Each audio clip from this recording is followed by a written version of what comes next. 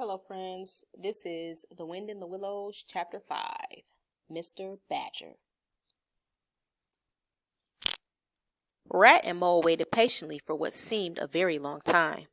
At last, there was the noise of a boat sliding back, and then the door opened a few inches. "Who is it?" said a rather gruff voice. "Oh, Badger," cried the rat. "It's me, Rat, and my friend Mole, and we've lost our way in the snow." "What, Ratty, my dear little man!" exclaimed the badger. "Come along in, both of you." The two animals tumbled over each other in their eagerness to get inside. The badger, who wore a long dressing gown, carried a flat candlestick in his paw. "This is not the sort of night for small animals to be out," he said partnerly. "But come into the kitchen. There's a fire there, and supper, too." Once there, they could dimly see other long tunnel-like passages branching off in various directions. But there were doors in the hall as well. One of these and Badger flung open, and at once they found themselves in a large fire-lit kitchen. The floor was well-worn, red brick, and on the wide hearth burned a fire of logs. A couple of high-backed settles were facing each other on either side of the fire.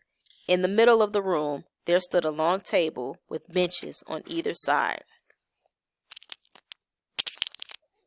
The kindly badger guided them to one of the settles and bade them remove their wet coats and boots. Then he fetched them dressing gowns and slippers. He bathed the mole's shin with warm water and dressed the cut. When they were thoroughly warm, the badger summoned them to the table to eat a delicious meal. As they dined, the badger sat in his armchair at the head of the table and listened as the animals told their story. When supper was finished, the badger heartily said, "Now then, tell us the news from your part of the world. How's old Toad going?" "Oh, from bad to worse," said the rat gravely. "Another smash-up." "How many has he had?" inquired the badger gloomily. "Smashes or machines?" asked the rat.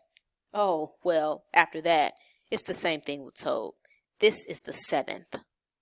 He's been in the hospital 3 times, put in the mole, and as for the fines he's had to pay. But simply, it's awful to think of." "Yes, and that's part of the trouble," continued the rat. "Toad's rich, we all know, but he's not a millionaire. He'll either be killed or ruined. Badger, we're his friends. Ought we do something?" The badger thought for a while. "Now look here," he said at last. "Of course you know I can't do anything now." His two friends agreed, quite understanding his point. No animal, according to the rules of animal etiquette, is ever expected to do anything heroic during the off-season of winter. "Very well, then," continued the badger. "But when once the year has really turned, if not before, you know." The animals nodded gravely. They knew. "Well, then," went on the badger, "then we'll bring Toad back to reason. Well, you're asleep, Rat." "Not me," said the rat, waking up with a jerk. "But he's been asleep 2 or 3 times since supper," said the mole, laughing. He himself was feeling quite lively. Badger's house suited him and made him feel at home, whereas the rat, who slept every night in a bedroom beside a river, naturally felt the atmosphere quite oppressive. "Well, it's time we were all in bed," said the badger, getting up and fetching flat candlesticks. "Come along, you two. I'll show you to your quarters. And take your time tomorrow morning. Breakfast at any hour you please." He conducted the 2 animals to a long room with 2 little white beds in it. Moments later, the 2 white beds contained 1 mole and 1 rat. 2 tired animals came down to breakfast very late the next morning. When they did emerge, they found a bright fire burning in the kitchen and 2 young hedgehogs sitting on a bench at the table eating oatmeal. "Where have you 2 youngsters come from?" said the rat pleasantly. "Lost your way in the snow?" "Yes, sir," said the elder of the 2 hedgehogs. "Me and little Billy here, we was trying to find our way to school, and we lost ourselves. At last we found Mr. Badger's back door." "I understand," said the rat, cutting himself some rashers, or sliced portions from the side of bacon. while the mole dropped some eggs into a saucepan. And what's the weather like outside?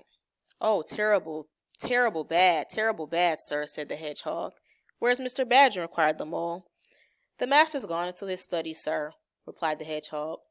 And he said how he was going to be particular busy this morning, and on no account was he to be disturbed. This explanation, of course, was thoroughly understood. The animals well knew that Badger, having eaten a hearty breakfast, had retired to his study.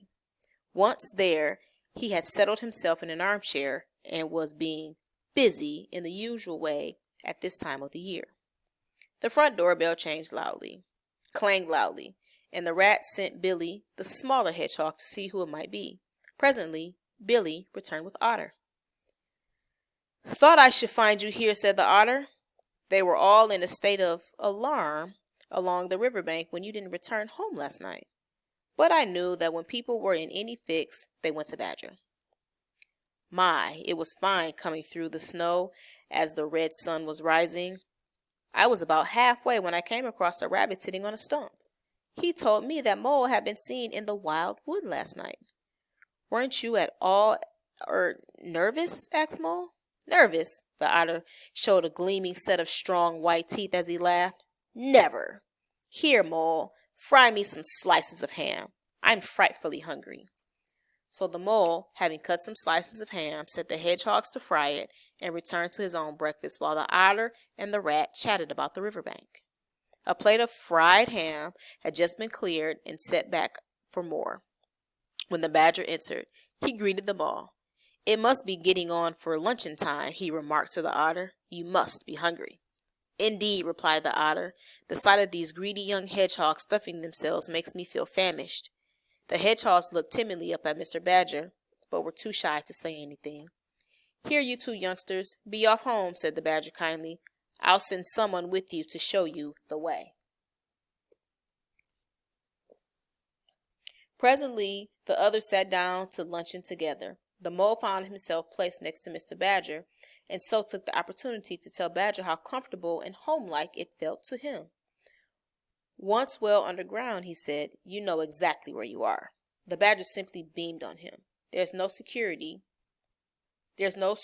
or peace except underground. The Mole agreed, and the Badger, in consequence, got very friendly with him. When lunch is over, he said, I'll take you round this little place of mine. After luncheon, the Badger lit a lantern and bade the Mole to follow him.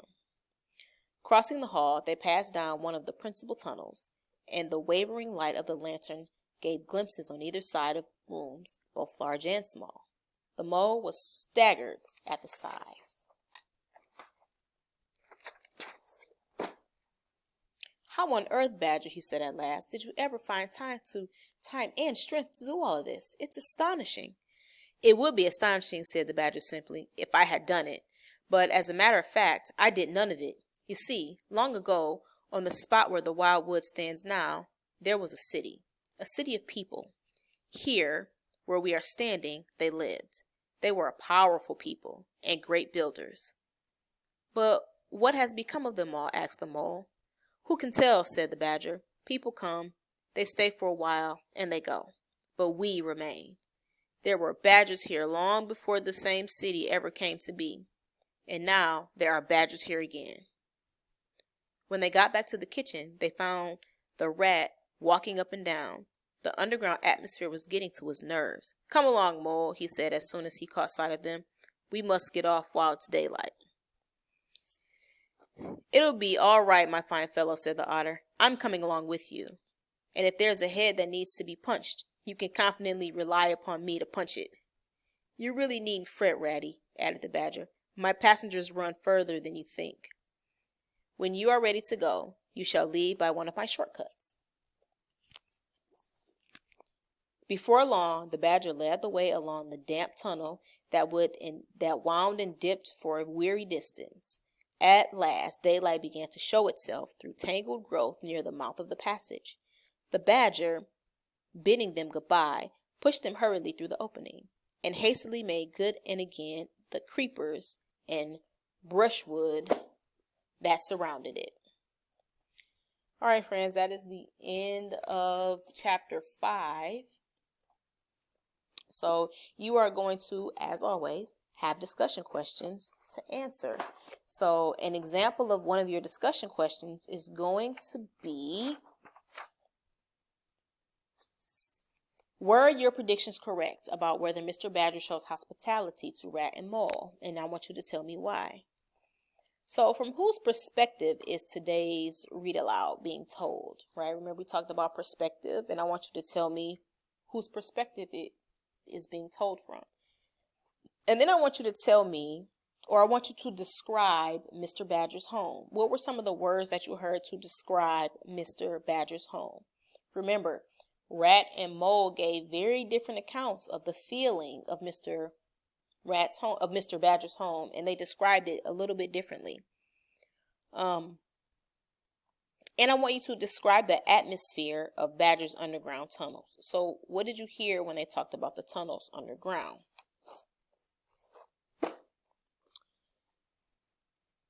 In the read aloud, you heard that Mr. Badger retired to his study and was busy in the usual way at this time of the year. What do you think that means, right? What is a badger doing at this time of the year? So we know that it's winter time. We can see that there's lots of snow.